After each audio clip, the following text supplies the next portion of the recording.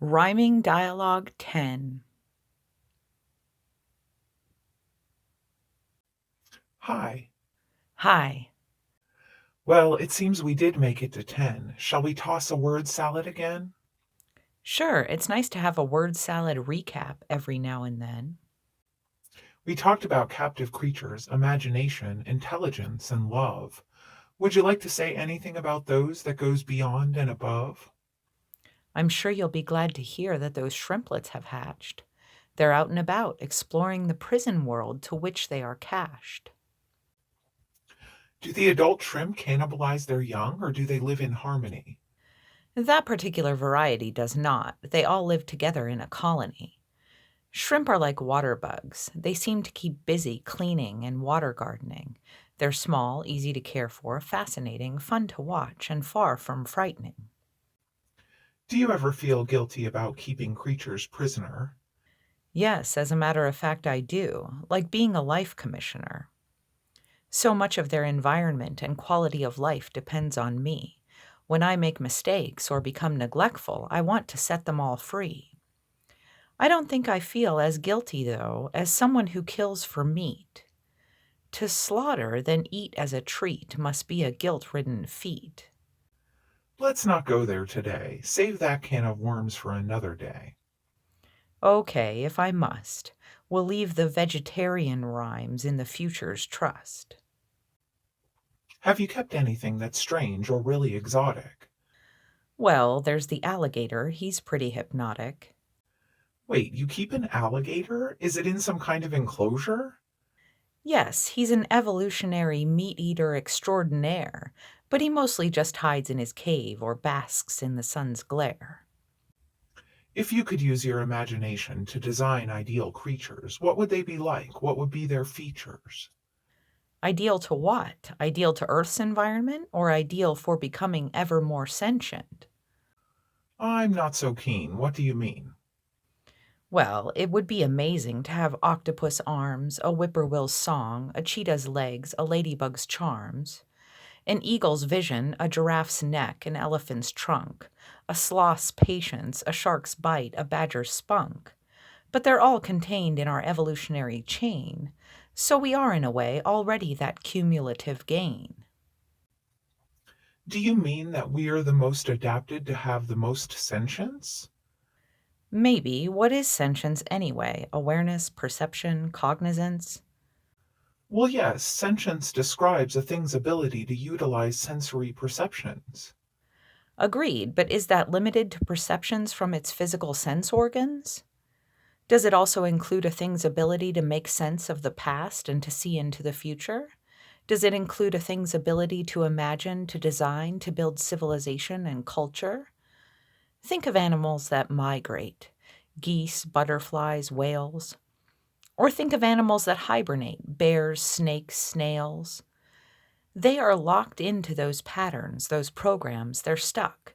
They don't seem to try to invent or design any way to get unstuck. You don't see geese who decide to hibernate instead of migrate. You don't see bears who decide to migrate instead of hibernate. Why? Why don't they seem to ask why? Who knows such things? God, perhaps. Does it have to do with our ability to abstract? Do you mean, does our ability to act out and ask why and why not have to do with our ability to abstract? Yes, that's what I'm asking. I'm trying to see the differences, contrasting humans from other living creatures and their most sentient features, remember? Oh, yes, I remember. Maybe it's the difference between being in a sort of trial run or beta mode and being in a finished, satisfied, or programming is complete mode. Maybe. Take my chickens, for example. Their natural tendency would be to roost at sundown in the branch of a tree. In captivity, they roost in a man made chicken coop built by me that only remotely and abstractly resembles a tree. Why don't they resist or strike? Why don't they counterstrike? Do they know that the coop is safer, more comfortable, and that they're better off? Do they know that I've manipulated their innate programming, and is that a turnoff? Do you know that you do a lot of anthropomorphizing? What's with all this unsurprising, relentless antagonizing? What is it that you're trying to describe or identify? What is it that you're trying to crucify or dignify? I'm trying to describe the differences between science and mysticism. I'm trying to identify the difference between free will and determinism. I'm trying to crucify faltering ignorance. I'm trying to dignify resolutory experience. Okay, then do that. Oh, okay, let me just pull a global scale Renaissance level paradigm shift out of my hat. Science tells how, mysticism asks why. What if you could marry the two?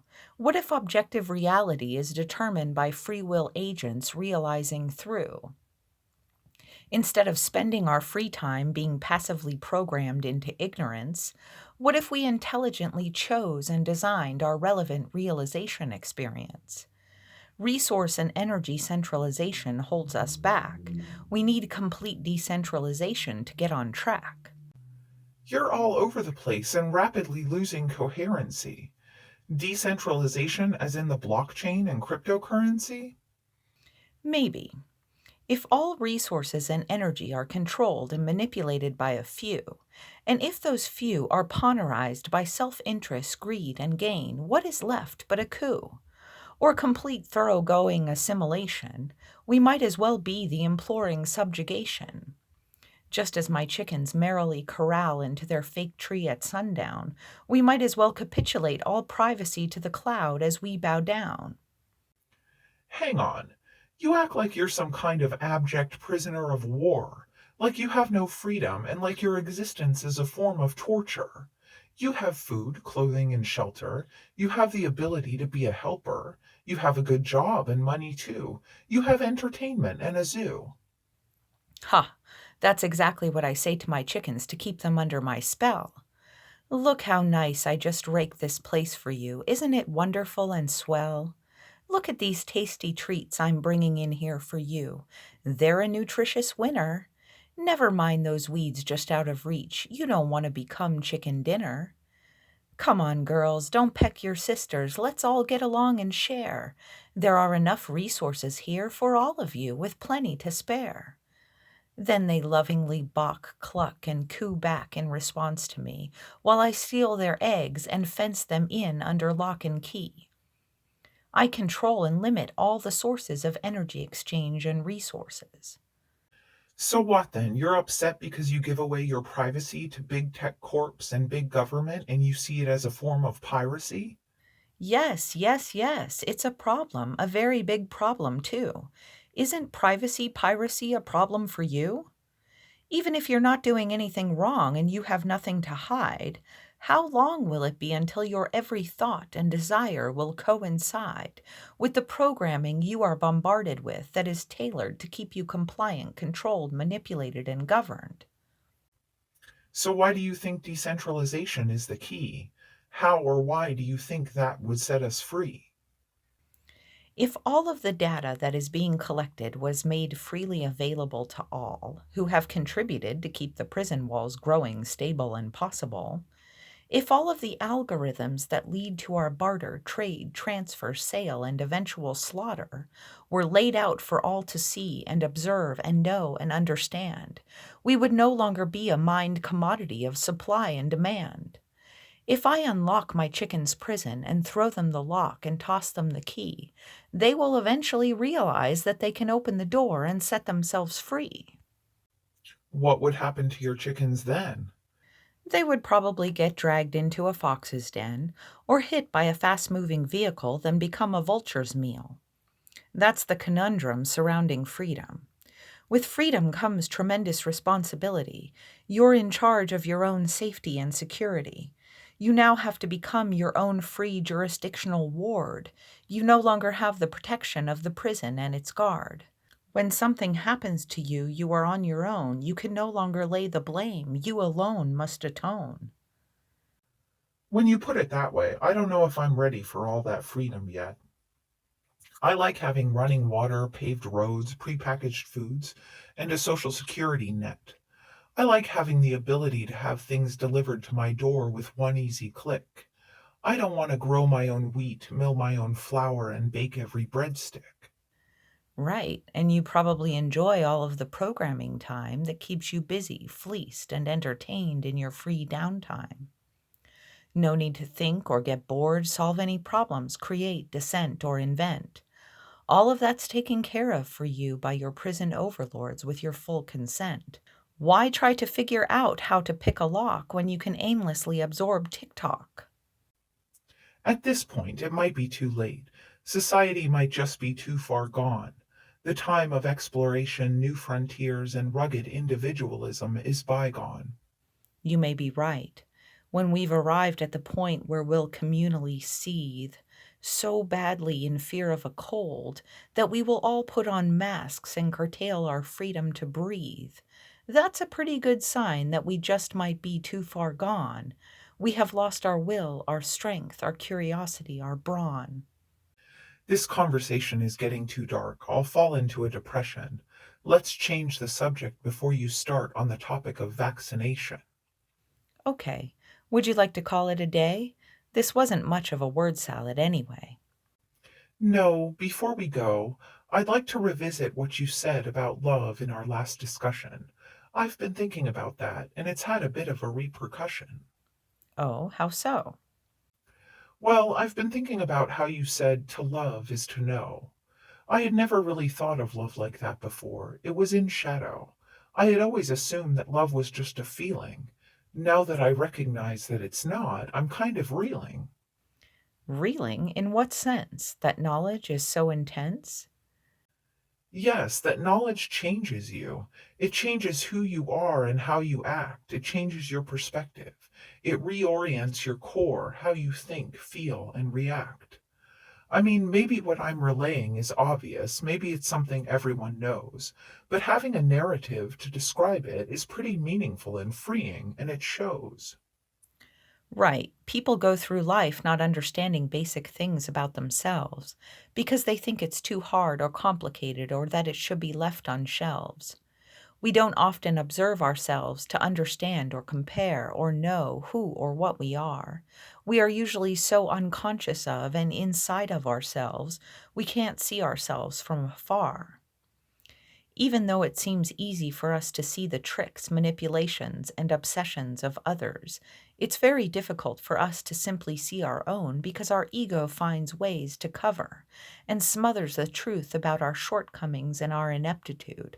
Ego wants to keep and maintain a fabulous identity attitude.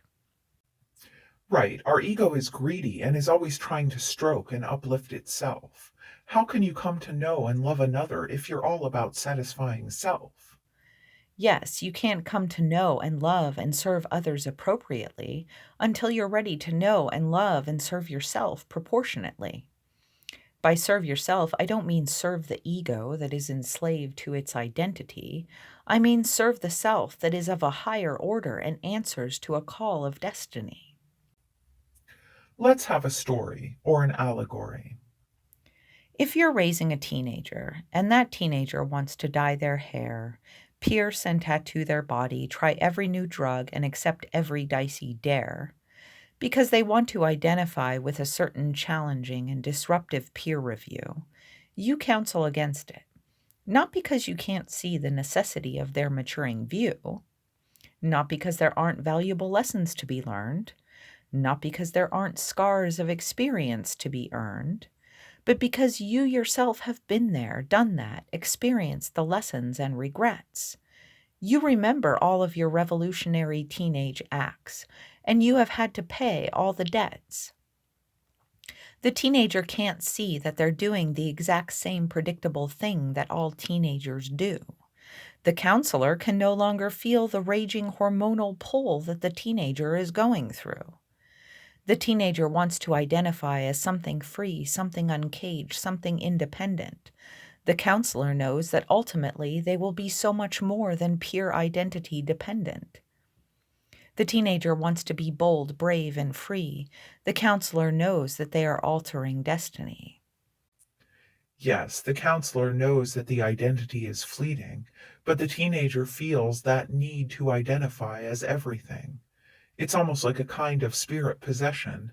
There is no place for reason or concession.